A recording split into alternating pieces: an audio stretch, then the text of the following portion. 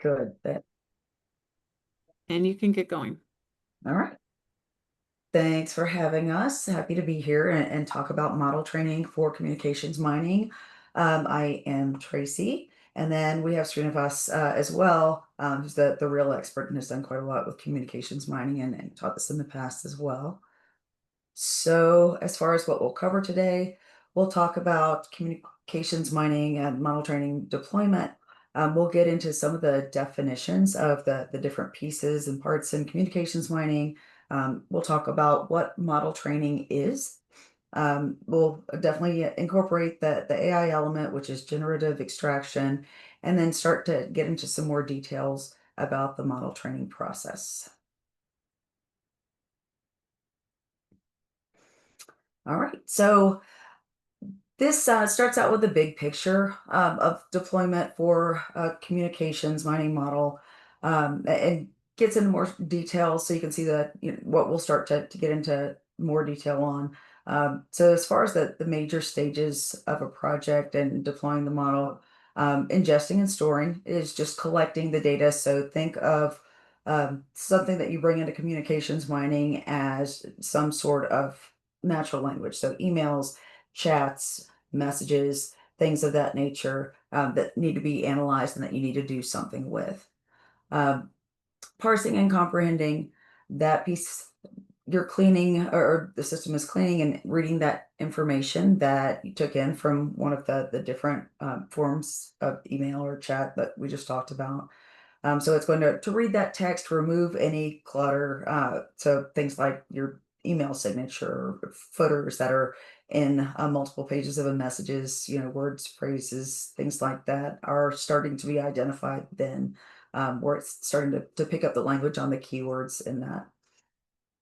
Unsupervised learning. So uh, that's where the AI element that's reviewing all of the data and then really grouping similar messages together, looking for, or at least starting to look for the common themes and types of requests without a human having to guide it yet. Um, the next stage is discover and train. So this is where you have people involved. So those that know these messages, whatever the incoming message is very well, people are teaching the system what those different groups mean and educating it. So say, one group of emails might be billing questions from customers.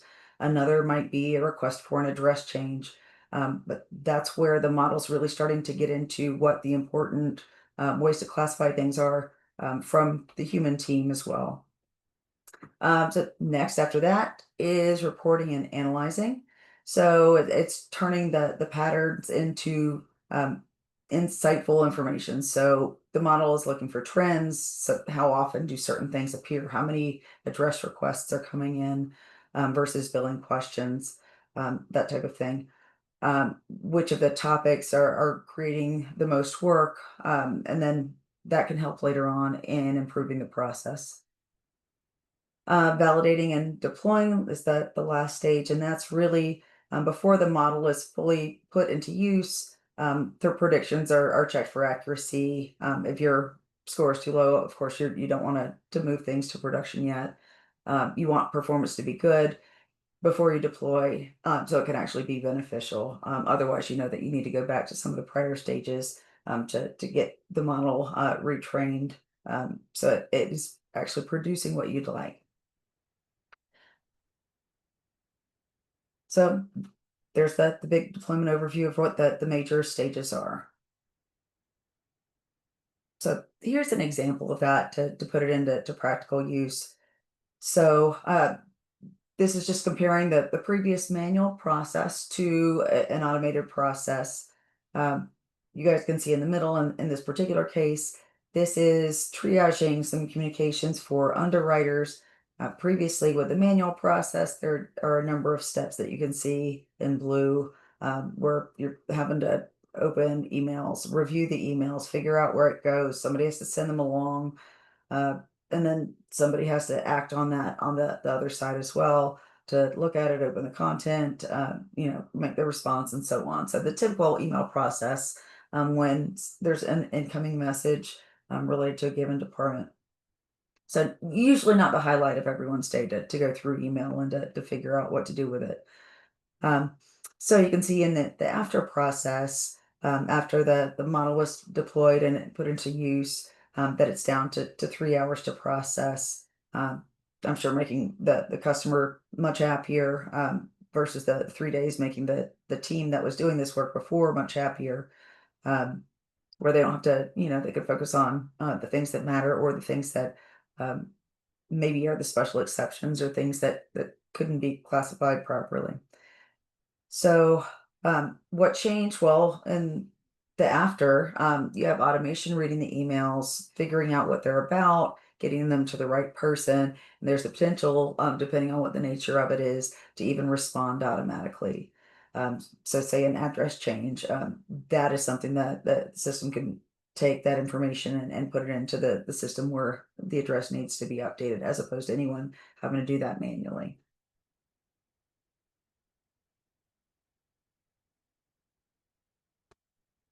All right, so some key concepts related to communications mining. Labels, they mentioned concept, themes, intents. Really, they're getting to the meaning. What is the message about? Is this a request? Is it a complaint? Is it a change request to update something? Those types of things. Fields, those are extracting specific information. So we'll see some examples of this in the next slide, but that would be information that's, say, in the content of a message, like an email, like your policy number or the date that was sent, the address that you want things to be changed to, and so on. Metadata, that is just information regarding the properties of that email. So the sender who sent it, what time was it sent, particular message properties related to that. There could be a number of those, but that can be helpful in interpreting some of that information behind the scenes. And then messages, we've already talked about that. That's that particular thing that's coming in, which could be a Slack message or Teams message. It could be an email, or any number of communication methods.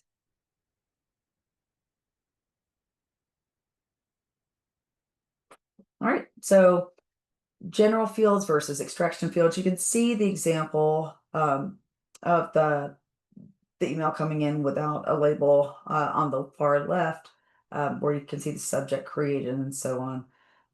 In this case, the highlight piece is policy number. So the model extracts that information, recognizes it as the label policy number, and the data with the specific policy number within it.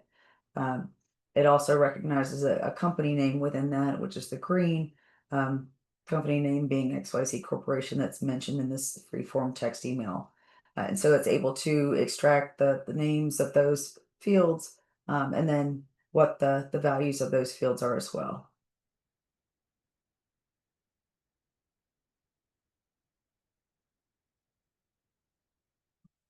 All right. And so the whole idea of training the model is that the more examples that come through, with good human feedback incorporated, the better the model's going to get. So send messages through again and again. It will make the prediction, and then the human will correct that and let it know, either that it's accurate or inaccurate. So the model can learn to be more and more accurate over time. Uh, I would think about this pretty much like just having a new hire, bring somebody on. You're just training a robot instead of training, or training a model instead of training a person. And the more examples that you give that person over time, the better and better that they learn that particular thing.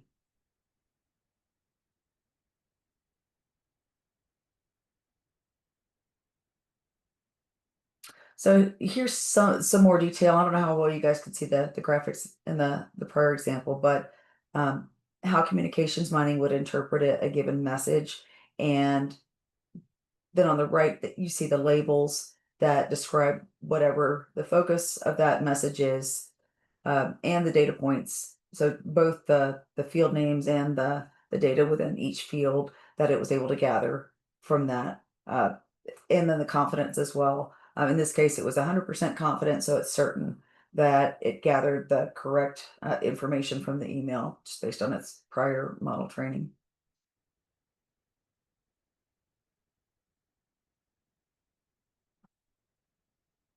All right, so what is model training? You're creating the things that we just talked about. So um, you're creating a set of labels. So what in the world is that message about? The fields. So what data is within that message? And then that information is applied to individual messages within a data set. So as more messages come along, then it's able to help predict the information that's within those. So there's no coding involved.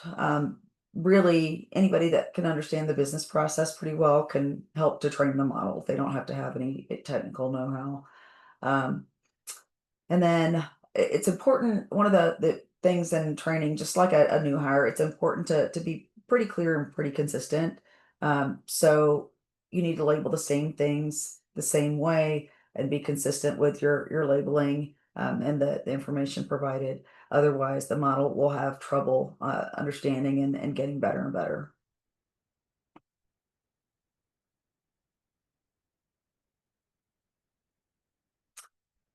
All right, so model trainers guide the learning process. They're really making sure that AI understands what's important to the business. Um, as far as the details of training, this is, into the more technical details, but discovery is clusters of information within that particular message. Um, exploring just details on how it gets into how it is making the predictions.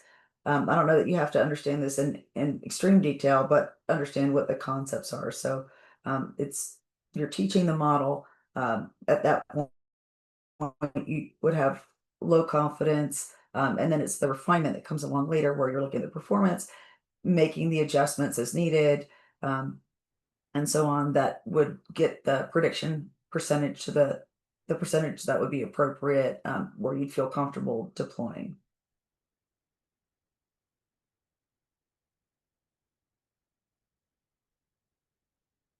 So let's talk here about what makes a good model. Really, like we talked about before, uh, data quality is important, definitely first of all, but having consistency, um, having a clean and consistent examples, making sure that anything that a human is involved in is consistent across the board. It should be real work, so it should include all types of use cases, not just common ones, but uncommon ones as well, in order to make a good model. Um, Understand that improvement is ongoing, that over time you would expect it to get better and better. As more examples are reviewed, new types of data appear, it's these new examples of data. Um, it doesn't necessarily have to be perfect. 100% does not have to be your goal from day one. It wouldn't be expected to be that way. But to be, to take the bulk of the work on, to be largely accurate, because even if the human team only has to do 20%, that's a whole lot better than what they were doing before, which is all of it in the case of the sorting through emails.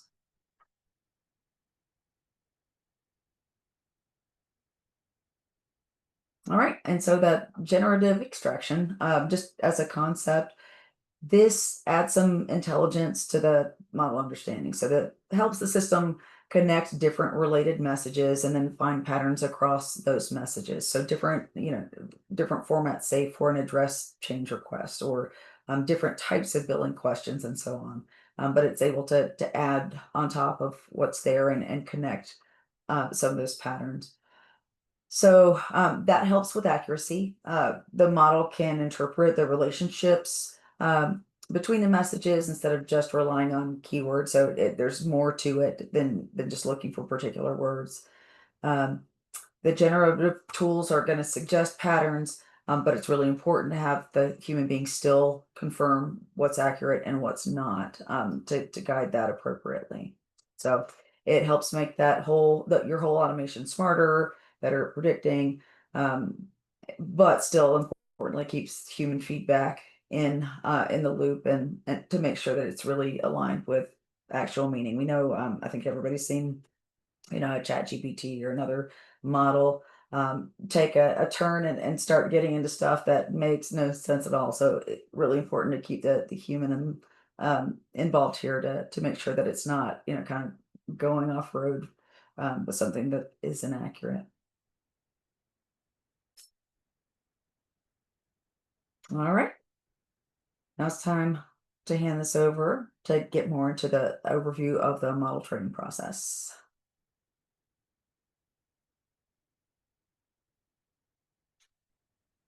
Yeah, thank you, Tracy, for the information. Let me share my screen here.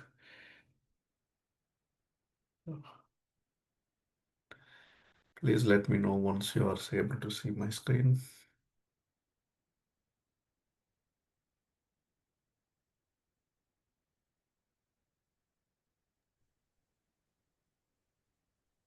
I can see it now. Yeah, okay. Uh,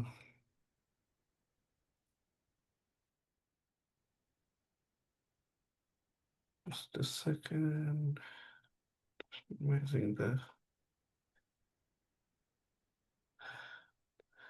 So, let's start with the overview of the model training.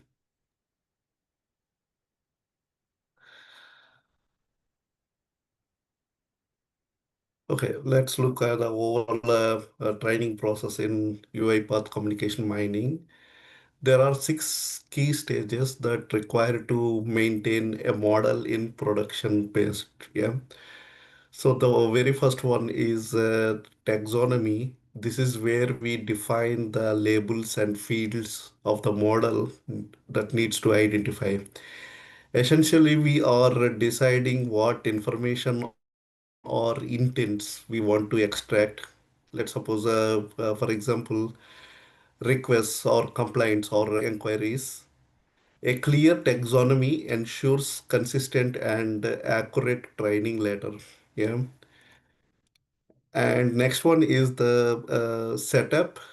In this setup phase, we prepare everything required to start training, like collecting representative communication samples, cleaning the data, and setting up labeling workflows. Like this step is very strong foundation for the model begins learning. Okay.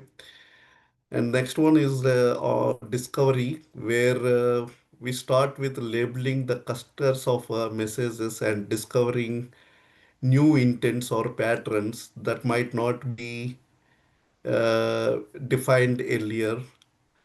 So this step is where helps to refine the taxonomy and improve model coverage. When I say model coverage, it's a ML term, but going on, you will understand what's the model coverage, why it is required, like that. Uh, Next stage is that like explore. The explore phase is where we train our majority of our data.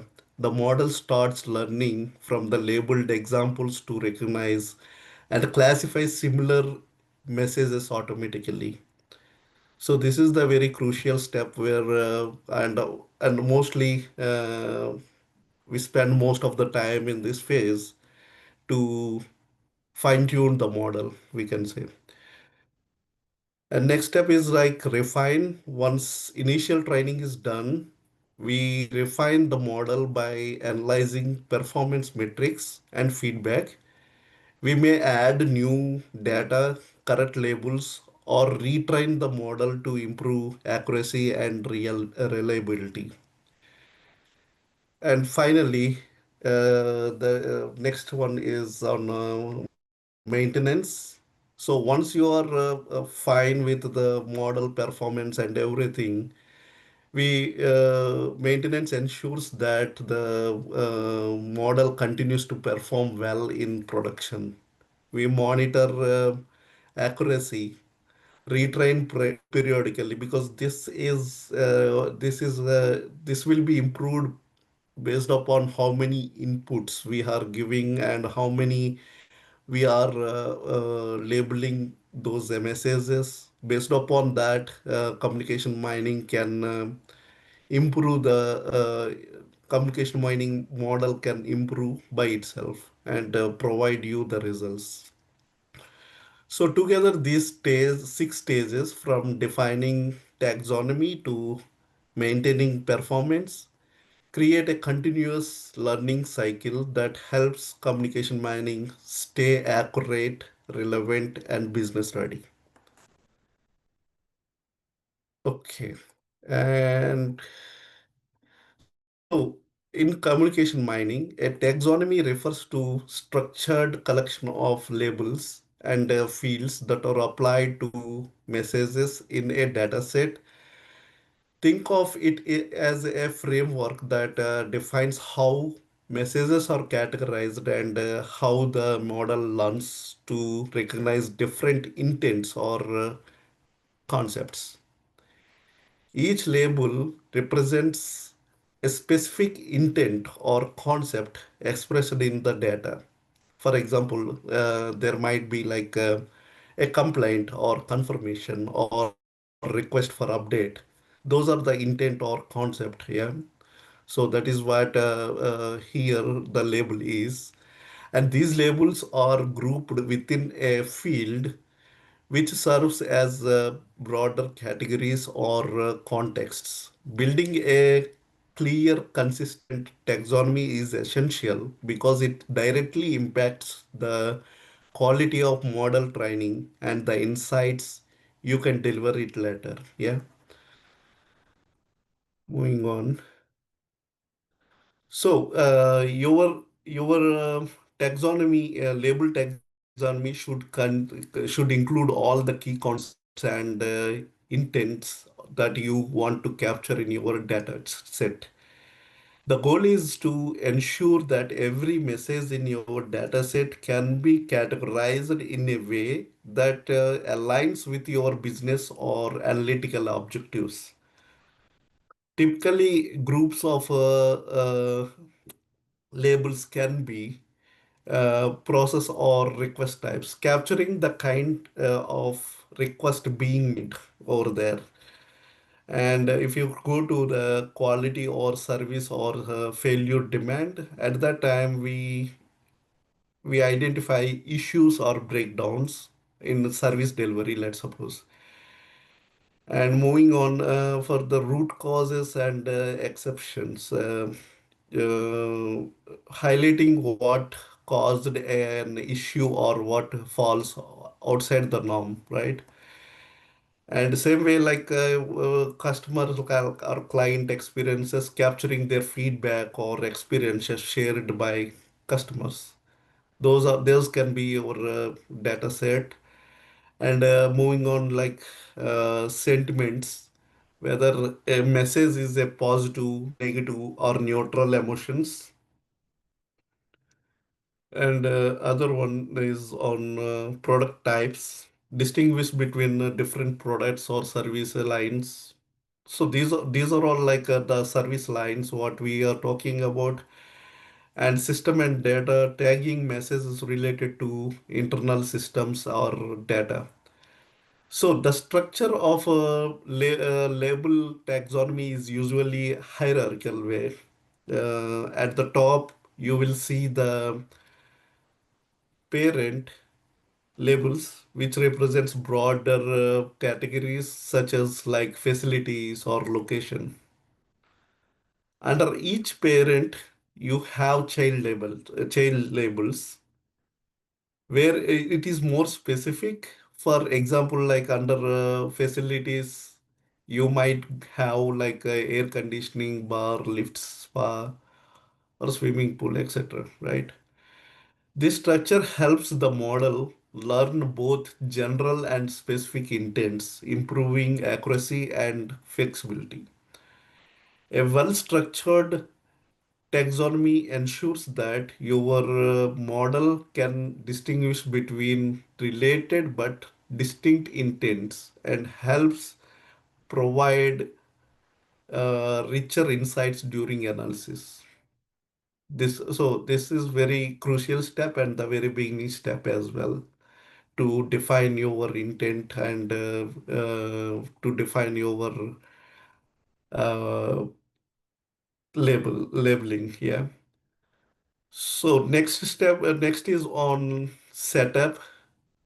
So how data is organized and managed within the platform. It's structured in a hierarchical way as we see previously. But here the data contains like three components to understand. Uh, One is like data sources, data sets, and projects. So data sources are the foundation building blocks. A data source is a collection of raw, unlabeled collection data for example, like all your emails is a raw data. What you see that can be connected to communication mining. That can be the shared mailbox can be a data source, or even the chart logs, or some NPS surveys, or some feedback about the hotel can be. These are the data sources.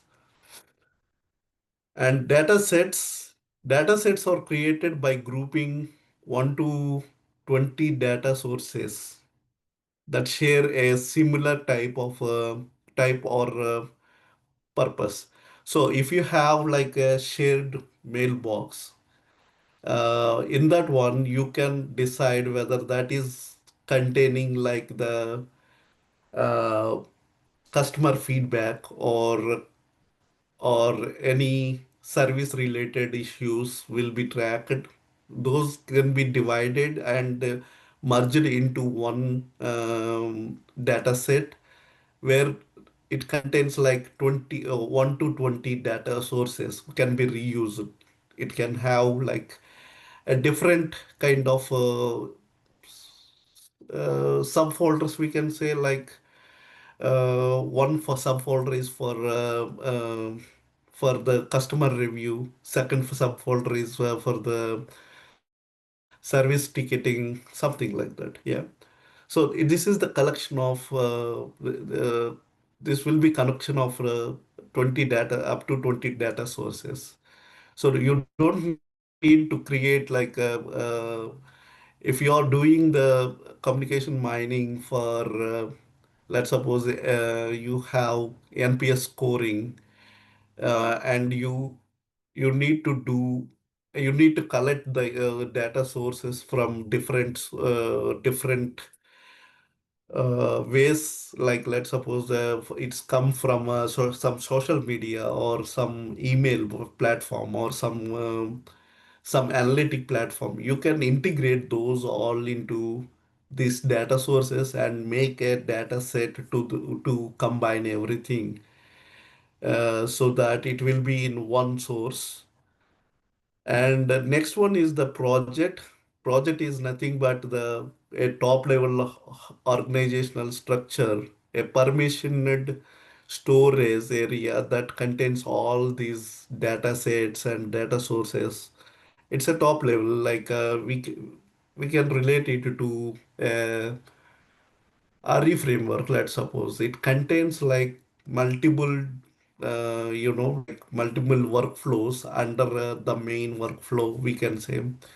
So the main workflow is something like the your project, we can say, and the subflows will be like data sources and data sets, something like that. Yeah. And so let's walk through the steps for creating a new source in the admin console. First, it is important to note you will need a source admin permission in the relevant project. So first we need to be a admin to create or modify this uh, new source. So once you have that permission, you can go to the sources page and from the admin console and click a new source, something like that. This will open the setup window like the one which you are seeing here. From there, we need select the project. Usually, the what project you are. First of all, we create a project, and in that one, we can create the sources. So for that, we need to select what is created, the project, and after that, you need to proceed like giving the API names and further like respect to your use case. Like if you are dealing with hotel reviews, you can mark it as like hotel reviews according to your use case. You can also add a title or description, but that's a optional thing, what we can say. But these are the mandatory one to pick so that you can continue after that. Next is that to next is that like to you need to check whether there's sensitive properties of data are there in the permissions which can help maintain like a proper access control. After that, like set the language of your source, which is here. You will have the English. If it is English, means if you will if any other language, then there will be an option like multilingual, so that you can enable that as well. So once you configure all these, then you can create your source securely with the right permissions, language, and metadata in place. Yeah. So, so preparing the data set is very important step because this in this role in this phase, you need to understand your data set very clearly. So yes, you need to sit with the SME who is owning the data which you are working. But even though like there are several common data quality issues that can impact model performance. Let's go through one by one. First, we have duplicate rows. This happens when the same data is repeated multiple times in your extract. Duplicate data can bias results and make models think certain pattern over occur more frequently than they actually do. Next are mismatched headers. This occurs when the column headers doesn't match the right data fields. For example, if a header of email data is accidentally aligned to phone numbers, this kind of issue can completely mislead your analysis or model training. Then there is a inconsistent date formatting, which we see in the normal RPAs also, RPA flows, because some are in a US format and some are in EU format. This is always a bigger problem, what we see.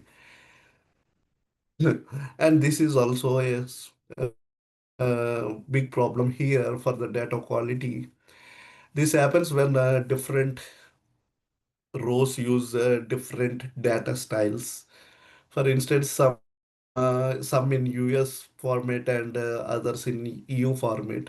When what happens, it's cause major problems downstream when normalizing or filtering by data. Sorry. Another issue breaks in words. So these occurs when text data has unintended line breaks or spacing, such as you see the policy, there is a spacing over there which cause the model to perform and model to performance too low. And so these kind of issues we need to take care. Some cleaning is required if you find this. You need to be very sure about your data first of all. Then, then it will be very good in achieving the high quality model performance. And lastly, we sometimes get the blank messages, right? So also like there is a errors in character encoding, something like the app is great, but the wording will be some character encoding at the time. As you pick this as a English, then it's very hard to understand the model and predict that and give the high quality model performance. Yeah, these kind of things we need to take care before that. And let's look at how to navigate through the discover phase. At the top, okay.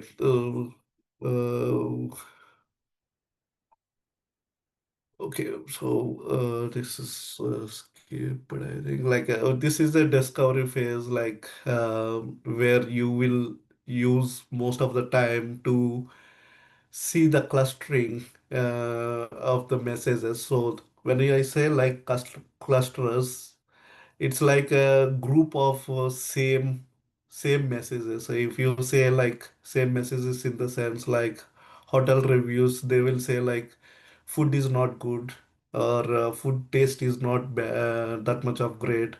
These are all when it comes to the food quality, these are all form one cluster. When I say like another problem, like my room AC is not working and room AC is not good at par, these are form another cluster. So similar messages will form into a cluster where you can start your model training. So this clustering will be happening on the machine learning models what backend communication mining has. So accordingly, it will be sorted, and here you can have the ability to generative annotate also. So here generative AI will be helpful for defining your labels. So this will be some semi-automatic, or if you don't want that to be happened, you can always skip that for this generative annotation. This is the way how it looks like. So if you go to the clustering, if you see here, um, you will see all the increase in increase in cover, like but the policy numbers are different if you see. But this is falls under the fourth cluster, so that the same these are all same messages. That is what I identified. Um, the model has identified and make the clusters, right?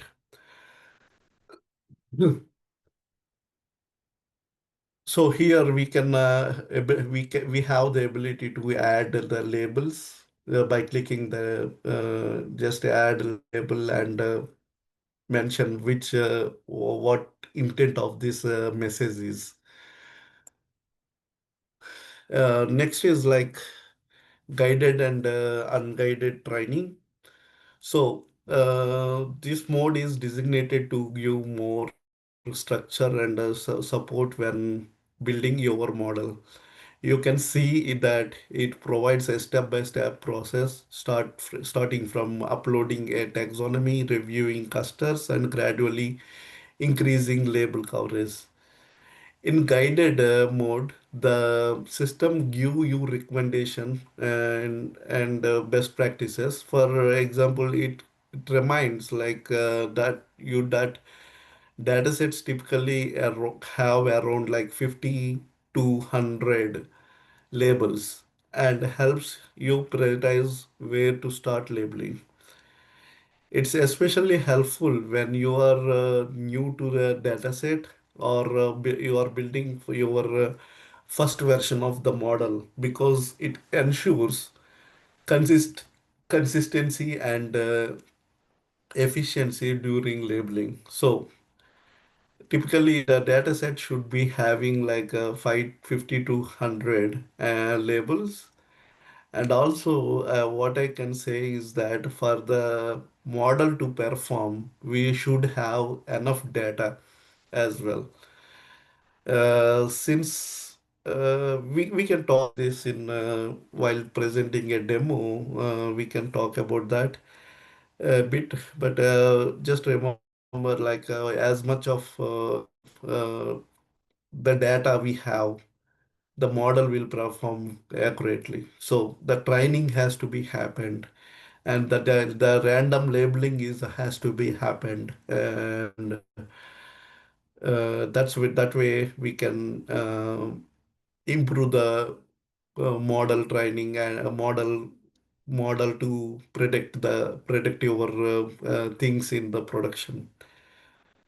So in short, like guided mode provides you a structured step-by-step approach for efficient and consistent labeling. It's just like the button where you can enable this as a guided and not guided, unguided, sorry.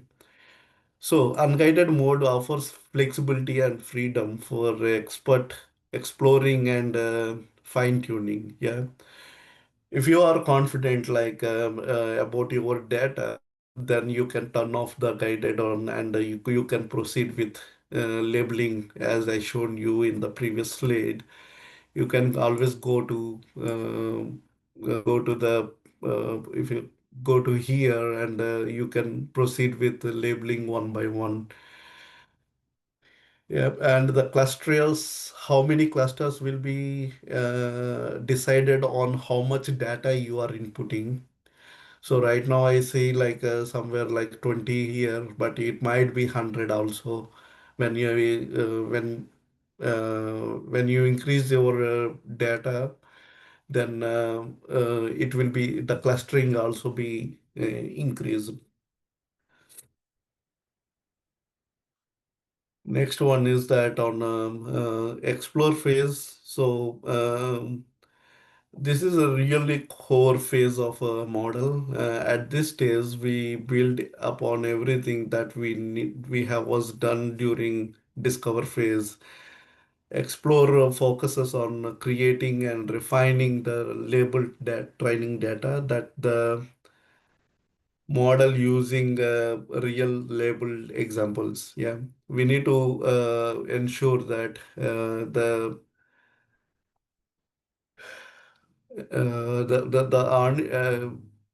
key objective for this is here like making sure that label and field in your taxonomy has enough representative examples. That is what we are talking about. So in explorer phase, we decide like do we have enough data for the model to perform or not in so that we can add more data over here and see where and all this is something like where uh, bulk training will be happened here, and also we have the generative AI help as well, so to predict to predict the label according to the intent of the message. So in short, like discover helps you identify what to train, while explore is where the real model learning happens. Okay. And this is how it labels the messages with the help of generative AI. It automatically put your labels, and this is something like the the labeling of a message which is generated by generative AI. You will look like this, and at any point of time, if you are not satisfied with the labeling, you can go here and just click on that and remove that labeling, and you can add your accurate label. Yeah. So, and next is the refine phase. In this phase, understand we will our focus is to like to see how model is performing. Essentially, we assess how accurately the model is identifying intents or classifications based on the trainings data we provide. Once we understand the performance, the goal is to refine the top model. That means making targeted improvements until it performs at a level required to meet the objectives. So here we need to look at two key areas. One is the model rating and performance factors. So model rating, this will give overall measure of how well the model is performing. Whereas performance factors, these help you break down performance into specific dimensions like accuracy, precision, recall, or coverage to identify where improvements are needed. Uh, you might sound something alien here when I say like accuracy might be very familiar, but precision, recall, coverage, everything is some kind of ML terms where we use this for checking the model performance in. But slowly, if you refer the UiPath documents, you will understand why these are very important in making the good model to to predict the correct accurate results. Yeah. And last step here we have is that refine and maintenance phase. This phase is focus on continuously improving your model after the initial training, ensuring it performs reliable and or accurately over time. Review model first. We start by reviewing the model rating and the validation page. This tells us where the platform detects possible weakness or inconsistency in the performance. It's a diagnostic step that provides guidance on how to address these issues before making further changes. Yeah.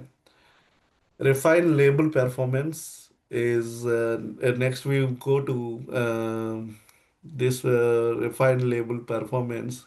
Here we take action suggested by platform like the communication mining, like using check label and missing label training modes to fix inconsistency in labeling.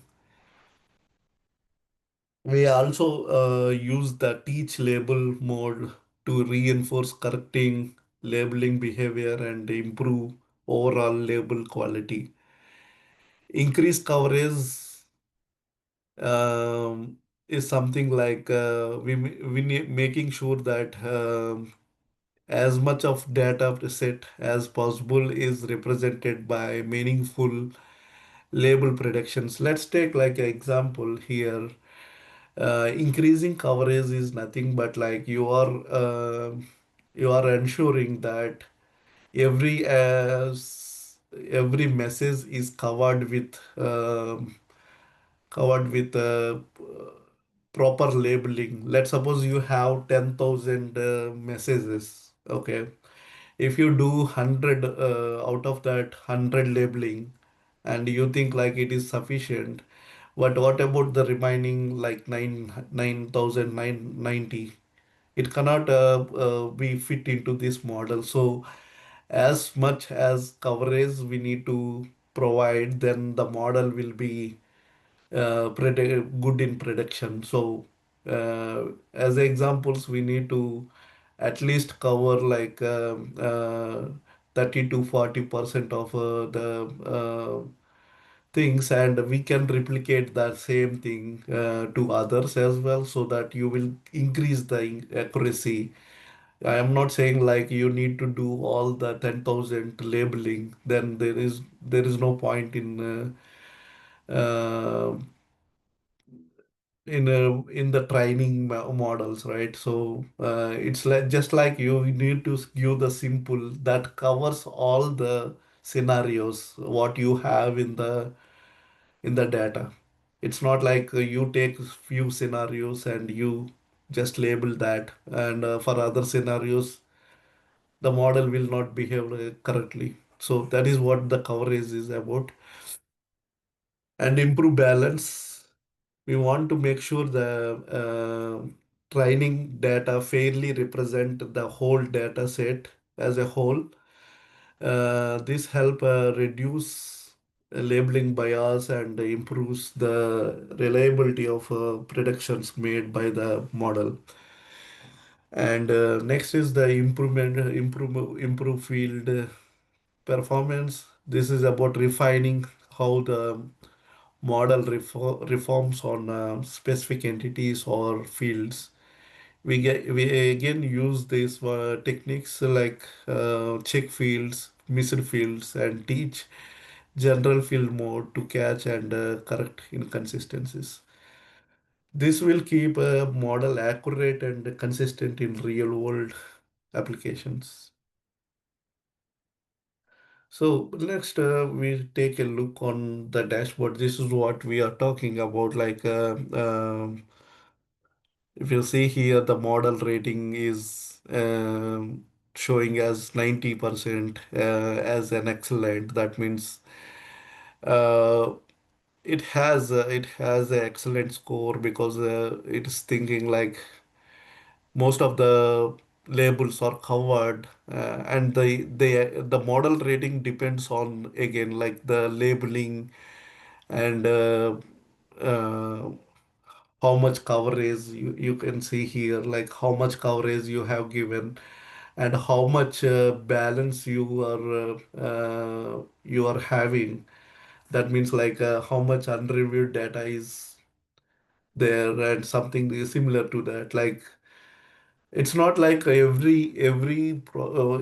well and good if everything is in excellent, but some cases we cannot reach to an extent like 100% is, because every time you need to provide a new data keep on going on, like it will keep on going, the performance will keep on improving once you load up with more data or more labels, I can say. And if you see here, there are like underperforming labels as well, like 16.7% of the lowest performing labels have significant issues that need to be resolved. So it gives like how can you improve your model rating. So if you click on these suggestions, you can redirect to that, and based upon that, you can increase your model score. So this is the dashboard what we have in the model performance. And finally, we can talk about the uh, best practices here. So it is very common that some spacing will be there sometimes. So when you're labeling, it should be always you need to select entire word instead of like just the space is breaking, not something like that. You need to select the entire word so that it will be into the correct it will be correct example to the model. Yeah. and and also for the labels, we need to ensure that it's not partially reviewed for general labels. Uh, this applies for both the general and extraction fields. When we say don't partially review, we mean you need to review everything that falls within the defined scope. For general fields, the scope is at a paragraph level. So when you are reviewing a paragraph, make sure to check all the fields in that paragraph, not just one or two. For extraction fields, the scope is broader. It's a message level. That means like when reviewing an entire message, you need to review all extraction fields in that message, not just a single part. Mhm. This ensures like consistency and completeness in our labeling and data extraction process.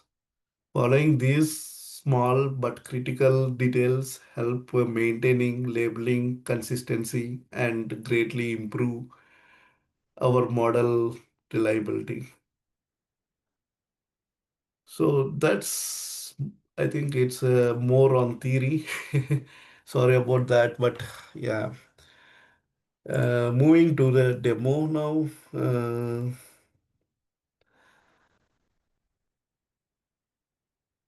So let me pull out my staging. So this is my orchestrator UiPath account. So here, if you see, you just navigate to the IXP because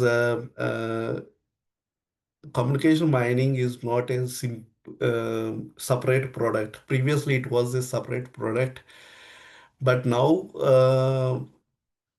it is integrated with IXP as a product. So if you click on IXP, um, you will see the page like this. Here you will see the unstructured and complex, so structured and semi-structured. So this is the combination of document understanding and communication mining. So I believe like you might know the documentation understand document understanding before as a product.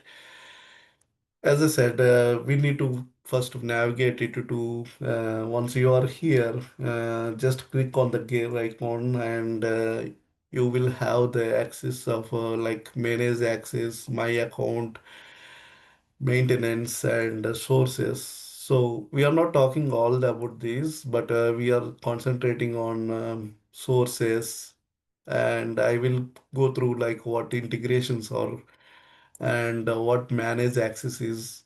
So if you remember, like in the previous slides, to create a source, I need to be a project admin. So here, if you see here, when I click a project as a new, it is asking me to whether it is a communication mining project or an unstructured document project. Previously, it was like um We have a two separate products, but now it is integrated into IXP. So, as the session is on communication mining, so I create a communication mining project here. I will take it as like reviews, hotel reviews, and I can write hotel reviews. It's very useful, like when you define your use case, so that because this can be passed over in the team, so that the other people can know from the description that why it is created, received from customers. Yeah. And here if you see here, this is the project administrator. So as of now, I am the only person I have. So I will go with mine, and I will create here. And for the roles, we have a different roles as well. If you see here, these many roles are there, and to assign, you can assign as many as from the just click on which project is, because when let's suppose you have four departments, or like a HR, suppliers, HR, or other finance, or some other departments, then you have multiple projects, so you can click that the particular project, and then you can assign your just click on assign role, and start searching, like I have other one like this, and I can give the role as a IXP automation, or IXP developer, something like that. So based upon the role, you will have some items. IXP developer can view only. He cannot do anything, like he cannot delete any other things. So you can go through, like once you are here, you can go through one by one, like what roles would do what. Okay, so since I created the project, my next step is to create the source. So I already have some sources here, um, with insurance feedback, but I need to create one more so that it will be hotel. Yeah, yeah. It's as I said, like you need to give uh, only the API name, so that rest is like optional, so you can decide whether to give or not. And next tab is like when you want to pull from a bucket any properties, or of the source, or anything we have, we can configure in the bucket. If we don't have, we can skip this by just continue. And next one is very crucial, to tell the model that to look at only the English, or this is, I think, like the new one, German, but previously it was only multilingual. But now they have bring the German set as well. So you can put like German if it is your data set is on German language. So if you set it as English, then provide English only. Don't need to provide any other languages or anything. But if you have different languages, then you can enable multi-language, and at the same time you can give the multi-enable translation as well, something like that. Yeah. And just create your source by defining this. Since my data set is my feedback is on English, so I select English and go further. So once you create here, it will be showing like this, and here you need to upload the CSV file. Um, so I created one CSV file here, so it will be just give me let me yeah. So I have like CSV file with some the record ID and the category and the feedback, comment, rating. So I don't have any five. Yeah, okay. I have few fives as well. So there are the mixed kind of like mixed kind of reviews, I can say, and the dates also. It's just a sample data. You can also create it from ChatGPT or some other sources. I just created this in a, just created this according to the scenario. So I told to create the categories something like this as well, because this will be useful in my labeling instead of just creating it manually. I can upload these labels, and you can see this, right? But we can talk about this as well in a moment. Let me open this. Yeah. So I can select this file from, yeah, I have 4,000 data also, and I make it short to 100 for this demo. Because if you see here, you will be charged one AI unit per created message. What it mean is that like created message is nothing but in my case it is a one row. Okay, so this will conclude as a one row, and this is for this one to feed into the model. I consume the model will consume one AI unit. So if you say like I have 100 messages, then it will consume 100 AI units.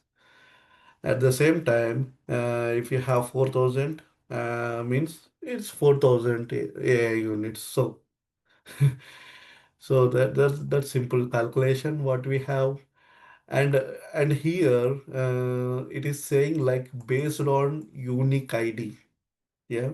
So this is very important to understand, because since it is relayed on AI, one AI unit, you need to always like say like there should be a unique ID for this one, or else it will consider always like a same a different one, and it will consume the AI unit. But since I have the ID, if I feed multiple times this one also, it will not consume any AI unit, because once I feed this 100 AI units will be consumed, and if I run again the same pattern, it will not consume anything, because already the data is present in the model for training. Yeah.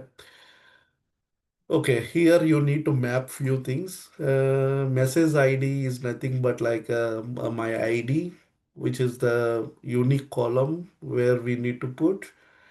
And the message column is nothing but the feedback comment. We need to map that.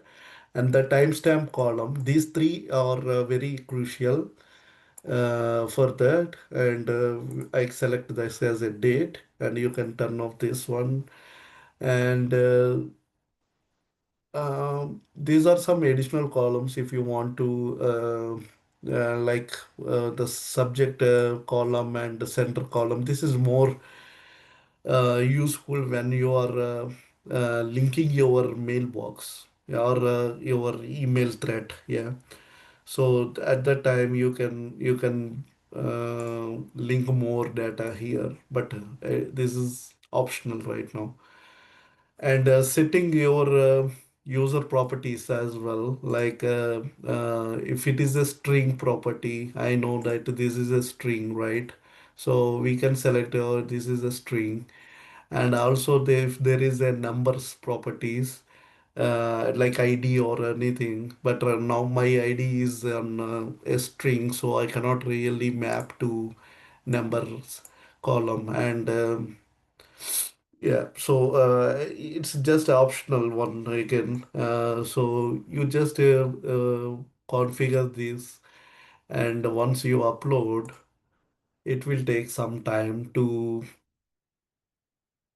Okay, so in total, 100 new messages were added, and zero already existed. So it is showing you that if already existed or there, or is there any unchanged, even if they follow the same ID, but if you change any feedback or something, then it will be shown to you as a already existed unchanged. Yeah,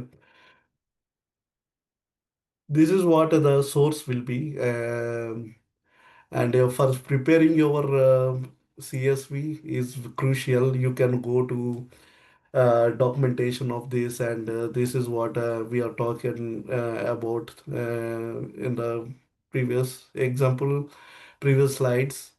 Yeah, so just you need to be very consistent, and you need to understand your data very well. So even SME of the SMEs can start training this model. Okay. Okay, this is completed now, and I am going back to again like the project to create the.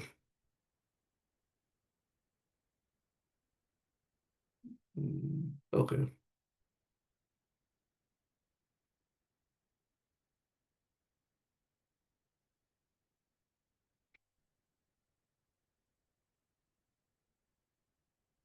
okay, sorry. So let me.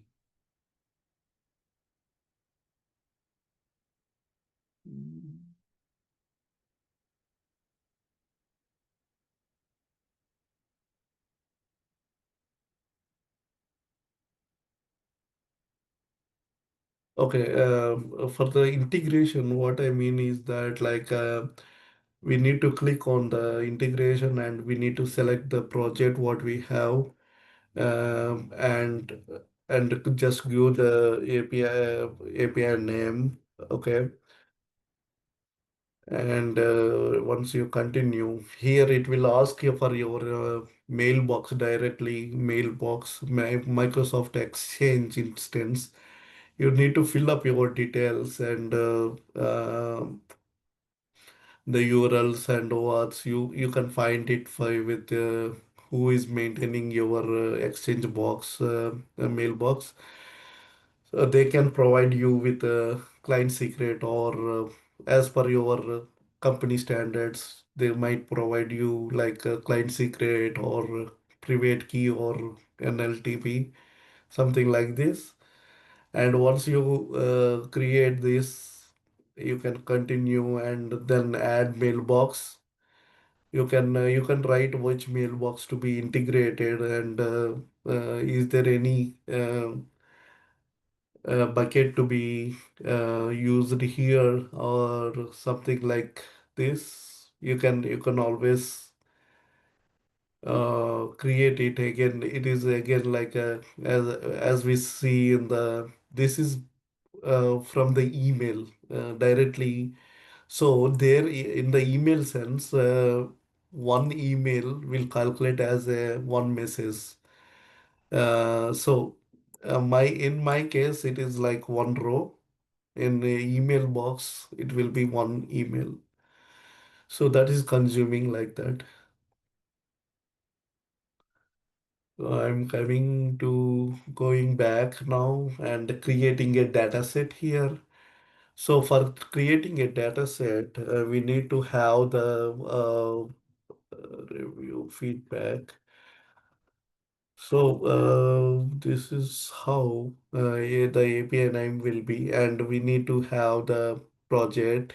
Okay, and here we are mapping the for which project, which data source.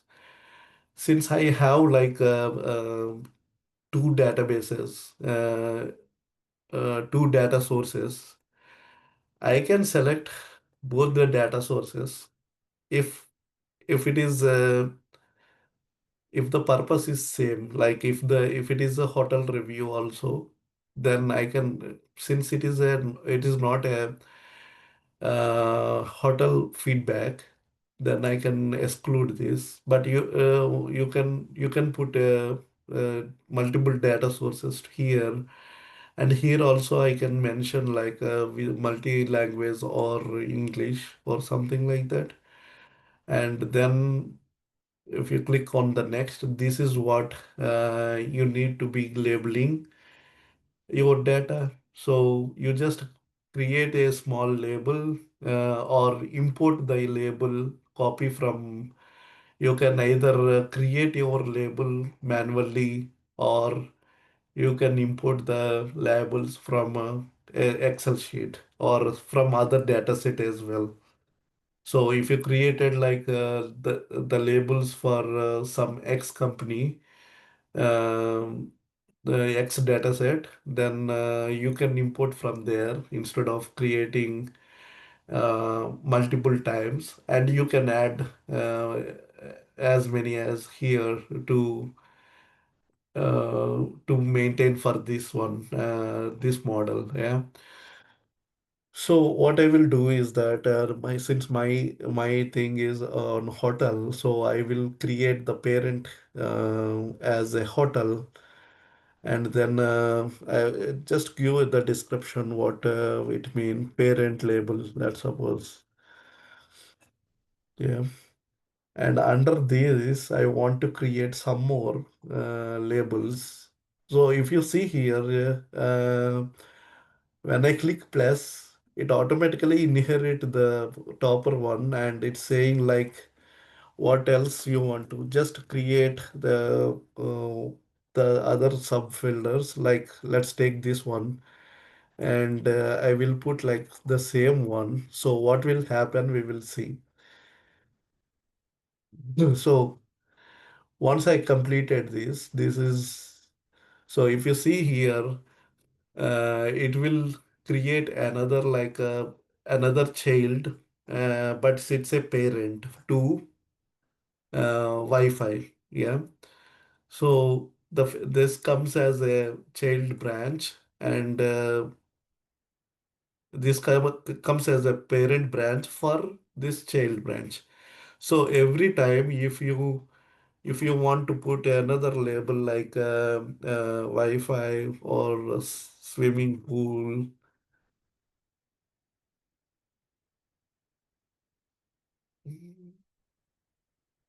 Okay,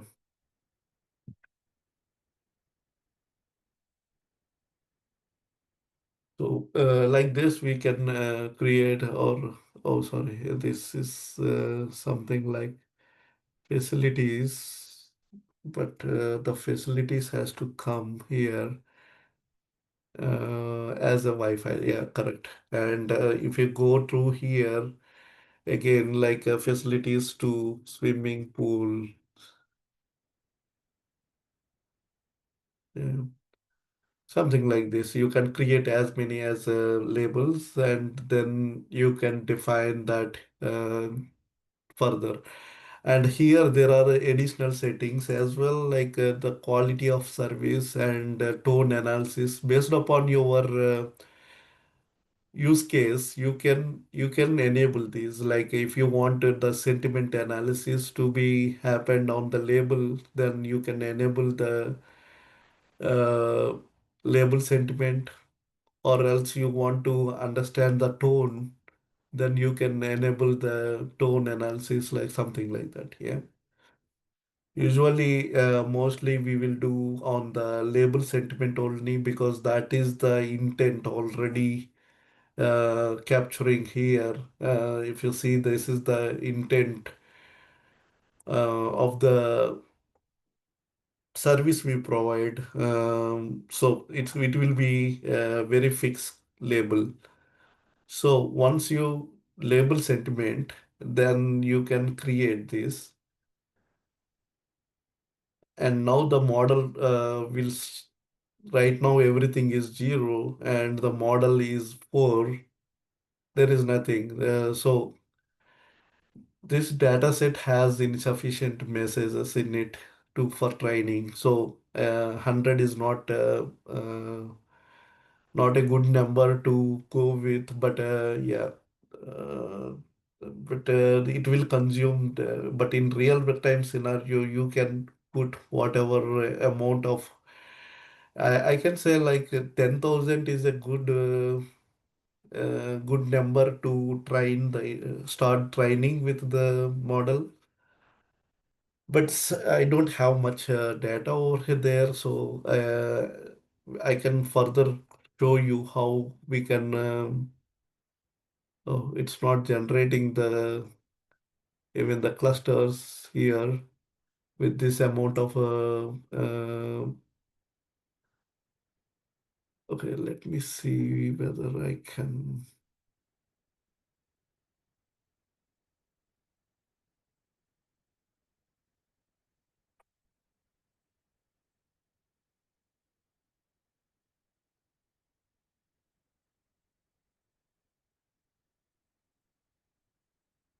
Okay, so this is still calculating. This will take some while, but the real-time scenarios we can provide is like this. And if you see here, this is the model labeling what we do. Like if you go to the room is very negative, and if you don't have any fear label already fixed, then you can type your uh, room, hotel room like this, and it's negatively affected my stay. So by this intent, we understand that customer is not happy, so add label as negative. So whenever you put a negative on this, then this will be in a red column. Yeah, like that, and it will be automatically added uh, into the labeling as well. So you need to define like this. Just put a label saying like parking could be improved, but overall friendly. So something like we can say like you see the difference, right? So once there is a happy sentiment, it is like in green. If it is false, then negative, it is in red. Now, if we go and see in the general fields, this will take some time. So since we are close to wrap up everything, this is how the model training will be happening here, and you will see this as and also we can take the random sample. Shuffle is nothing but the random sample. So it will randomly collect a few things and we can add here. And another one is that to teach. Teach is another one. Here in the teach, what you can do is that you can, uh, if you want to work on the particular category, or let me see, like row particular category only, then right now the data set is not that much of great. That's why it is not giving the things.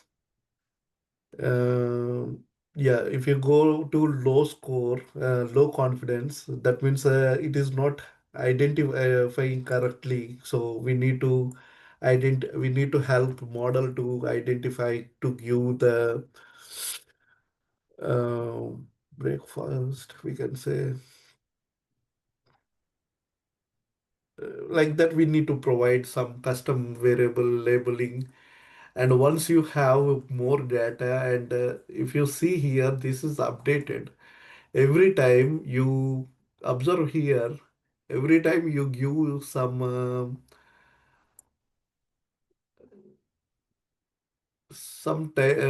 labeling, it will be continuously updating your model, and based upon that it will, okay, right now there is no enough data. So we can see the reporting as well, like how the facilities are, and you can see what positive, what went positive. When you see, I have only one right now, so I am seeing this is very negative in the room sense. But once you uh, give the labeling more, it will change accordingly, and the breakfast would be cleaner, could be cleaner, but overall conference is facilities breakfast is not there. So this will take this will take some more time, and from the reporting perspective, you can see how many messages are there, and what is the positivity rate, and what is the time period also here. So this is what we can do the training, and once you freeze everything, you can push this to production. Uh, this is what, but since I don't have much data, I am not able to show you the train few things. Sorry about that. But you always say you can go to the academy, and you have the document access to documentation of this one. So you can always go to here, and you can go into this learning path, and you can learn more about this. That's everything from me. I Yeah, can. Srinivas, I've been watching the questions. I think Chris has been answering them lately. Chris, do you know of any other questions that need help? I didn't see any others, Diana. Okay, great. Well, Okay. thank everybody. Srinivas, great job doing this demonstration. It was really detailed and very informed. Um, Yeah. on what the process is. I really appreciate that. And then Tracy, thank you as well for presenting today. This concludes our series, and we're a little bit out of time. So if you guys have any questions, please just put them on the forum. And just really appreciate you guys coming. And don't forget the career days. I'm gonna let the chat here leave it for just a minute so you guys can copy down those URLs if you want to register for those. But great job today, you guys. Thank you.